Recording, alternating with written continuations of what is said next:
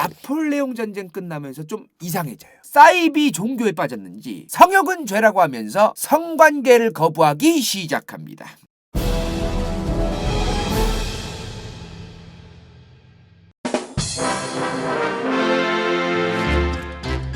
가나 드디어 나폴레옹이 퇴계이 됐습니다. 엘바섬에 있다가 탈옥해서 100일 동안 또 설치고 댕기다가 또 개작살 나가지고 결국에는 나폴레옹의 100일 천하까지 끝나고 이번에는 진짜로 저 멀리 유럽에서 그냥 저 지구 끝까지 가서 유배의 생활이 시작되는 나폴레옹. 어디까지 갔다?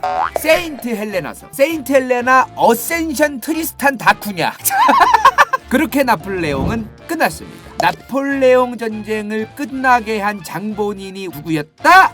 알렉산드르 1세. 알렉산드르 1세가 어떻게 끝냈댔어요? 러시아 모스크바까지 처먹었는데도 상트페테르부르크에서 응 안 들려? 응 편지 보내지마. 나는 모스크바에 없어. 나는 상트페테르부르크에 있을 거야. 너는 거기서 처자빠져 있든 말든 보급 졸라게 하면서 식량난 올 때까지 개기고 있든가 말든가 마음대로 해 하면서 상트페테르부르크에서 존버정신 투철했던 알렉산드르 1세. 어떻게 이제 나폴레옹 전쟁도 끝났는데 잘 지내고 계셨으려나?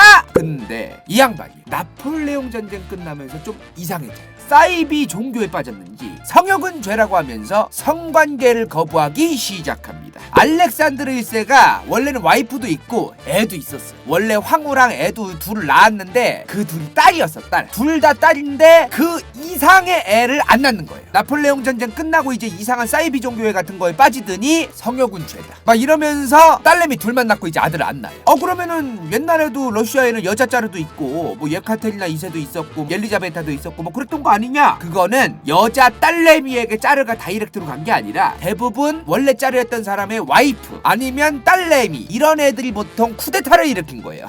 그래서 원래부터 러시아가 여자 황제들 그 짜리나한테 짜르를 줘야겠다라고 생각을 하는 분위기가 있었다는 게 아니라 그 이전에는 쿠데타야. 대부분 쿠데타. 그러니까 이제 다음 짜르가 딸내미들한테 안 가고 자기의 형제 니콜라이 1세에게 돌아갑니다. 원래는 친남 동생이었던 콘스탄틴, 콘스탄틴한테 갔는데 이 양반이 짜르 하는 걸 싫어했어요. 나는 정치에 관심이 없다. 그래서 이 양반의 또 동생 니콜라이 1세로 돌아갑니다. 자, 그렇게 1825년 니콜라이 1세의 짜르가 시작됩니다. 니콜라이 1세가요 1796년생이거든요. 그러면 간다요가 항상 얘기하죠. 초중고딩 때 보고 듣고 느낀 게 그 영향이 평생 간다. 이 양반 1796년에 태어나서 1825년까지 그 사이에 초중고딩 때 언제야? 나폴레옹 퇴계할 때.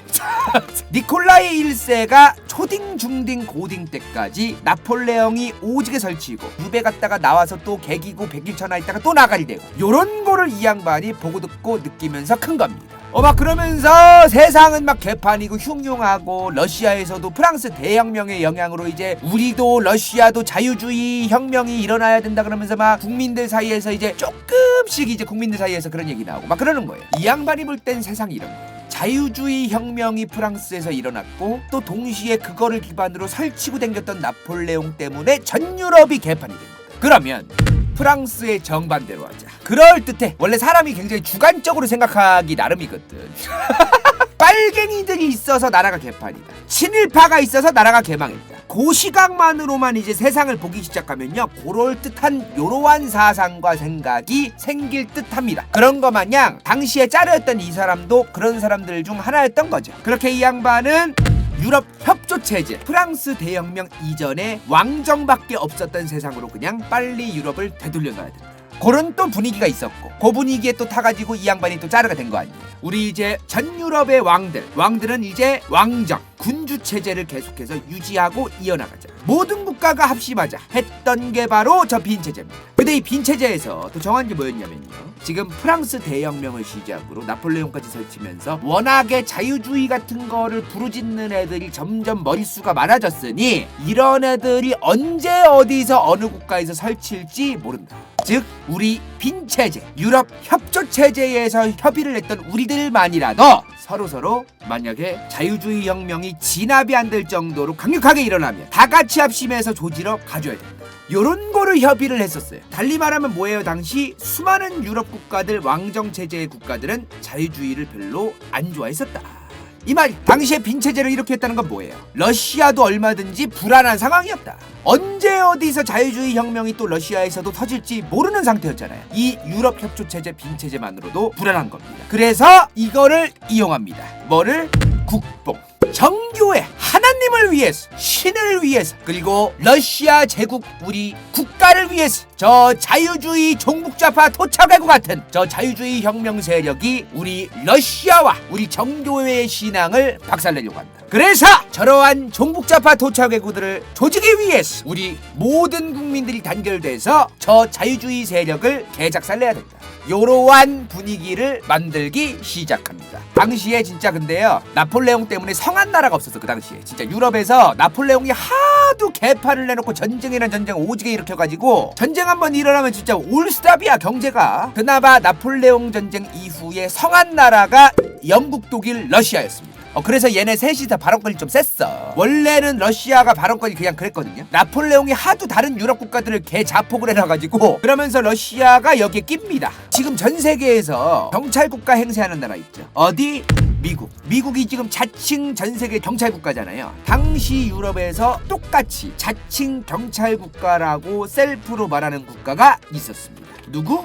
러시아. 지들이 경찰국가래. 자기들이 셀프로 이제 모든 국가들의 일에 간섭하고 도와준다는 명목하에 무슨 일이 터지거나 그 국가에 문제가 터졌을 때 우리가 가서 오지랖 부리고 도와주겠다. 달리 말하면 도와주면서 자기들의 허수아비를 꽂아놓을 수도 있고 자기들의 영향력이 어마무시한 국가로 만들어버릴 수도 있고 이런 얘기들을 하고 있었던 거죠. 게다가 당시에 니콜라이 1세가 1825년부터 1855년까지 짜려했거든요. 근데 이 당시 이 양반 짜려할 때였던 1800년대 초중반에 수많은 유럽 국가들의 초미의 관심사가 있었어요.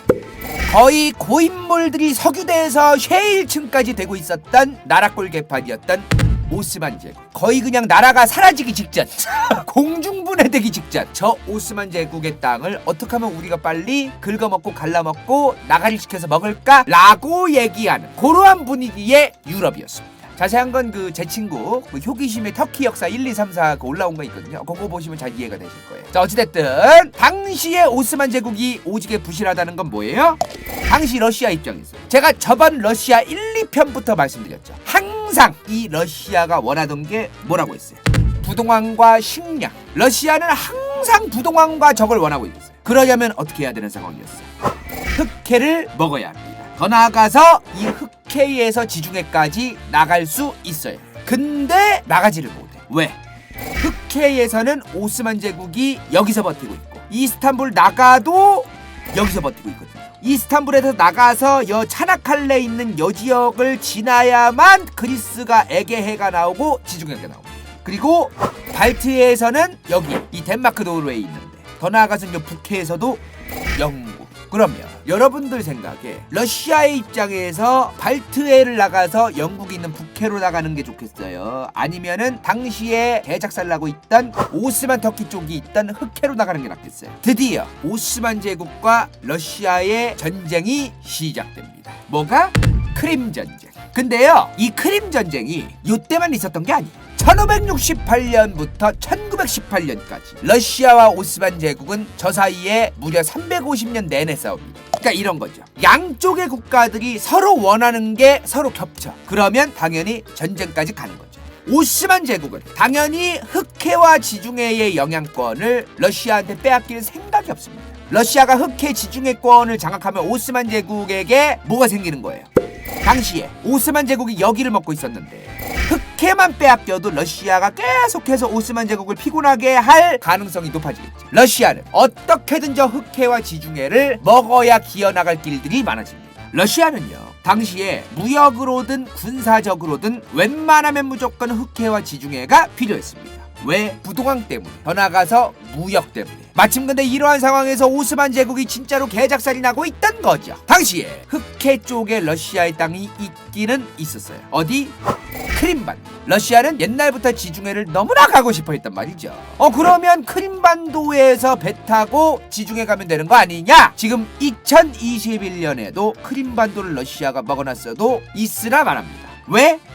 이스탄불을 지나가야 돼. 근데 그 이스탄불 지금도 누구 거예요? 나토국인 터키. 북대서양조약기구에 속해 있는 러시아를 견제하거나 수많은 국가들을 견제하는 데 사용되고 있는 미국을 중심으로 만들어졌던 나토. 그 나토군이란 말이야, 터키가. 요 당시엔 또 누구 거였어? 아직은 망하진 않은 오스만 튀르크, 오스만 터키 거였다 이 말이야. 그렇게 먹으면 뭐 할 거야? 사실상 받아먹은 게 아니라 큰 저수지 하나 먹은 거지 지금. 근데요, 우리가 두 개 알아두면 좋아요. 보스포루스 해협, 여기가 보스포루스 해협입니다. 그리고 다르다넬스 해협, 여 보스포루스 해협을 흑해에서 나와서 또 통과해야 되는 여기 차나칼레 있는 지역, 여기를 다르다넬스 해협이라고 합니다. 이미 진작에 러시아는 보스포루스 해협과 다르다넬스 해협을 지나갈 수 있는 항해의 권리를 1820년에 얻었었어요. 근데 말이죠. 견제의 상징, 인생을 견제 하나로만 살아오신 국가. 대영 제국. 자, 나폴레옹 전쟁 이후에 유럽 국가들 피가 지금 전부 다 개피가 됐습니다. 그죠? 그동안은 유럽의 수많은 국가들이 알아서, 오스만 제국까지 포함해서 수많은 국가들이 알아서 러시아가 유럽이라던가 요 아래쪽으로 나가지 못하게끔 알아서 견제가 됐는데, 나폴레옹 전쟁 이후에 다 개피가 된 거야. 울트라 리스크들이 전부 다 개피가 된 겁니다. 울트라가 아무리 세도 저글링 피가 100인데 울트라 피가 10밖에 없으면 뒤지는 거지 저글링한테. 근데 울트라가 다 작살나고 이제 저글링이 설치고 댕겨도 저글링이 아무리 많아도 뮤탈한텐 안 됩니다. 유럽 역사 최강의 오지라퍼 대영 제국이, 오스만 제국이 저 두 개 해요. 아까 초반에 말했던 여기랑 여기를 러시아가 마음대로 항해하지 못하게끔 오스만 제국이 여기를 오스만 제국 스스로 통제할 수 있다는 것을 전 세계적으로 공인시킵니다. 즉 오스만 제국이 통제할 수 있는 권한이 있다. 러시아가 아무리 저 권리를 1820년대에 얻었다고 해도 개소리다 저건. 왜? 당시 영국이 오스만 제국 꼭두각시로 만들고 있었거든. 달리 말하면 오스만 제국이 저기를 막을 수 있는 권리가 있다는 얘기는 영국이 필요하다면 저기를 언제든지 러시아 기어 나오지 못하게 막을 수 있는 힘이 있다는 걸 의미하는 거지. 결론은 영국은 러시아를 어떻게든 지중해로 기어 나오지 못하게 막으려고 하고 있었다. 왜? 당시 전세계 초강대국은 누가 뭐래도, 특히나 바닷길에서의 초강대국은 누가 뭐래도 해상강국 대영제국이었습니다.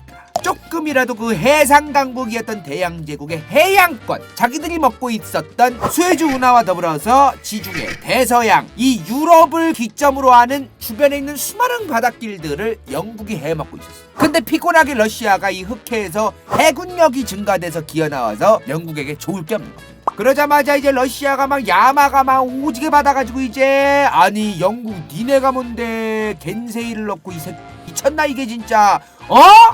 이게 뭐야? 여기가 안 되면 여기로 나가도 되는 거 아닌가? 흑해에서 이스탄불과 여기로 못 나가면 불가리아, 루마니아, 세르비아, 알바니아 더 나가서 그리스 옆쪽 여기를 조지면 되는 거 아닌가? 여기서 해군을 만들어도 지중해인 거예요. 어찌됐든 해군력이 지중해로 가기만 하면 되는 겁니다. 루마니아, 불가리아 쪽을 조져서 저기를 러시아의 영향권 국가로 만든 다음 이쪽에서 항구를 만들면 되는 거 아니냐 해서 일어난 전쟁이 뭐다? 크림 전쟁이다 이 말이야. 이번 영상이 볼만했다면 좋아요와 구독, 재미없었다면 이건 재밌을지도 몰라.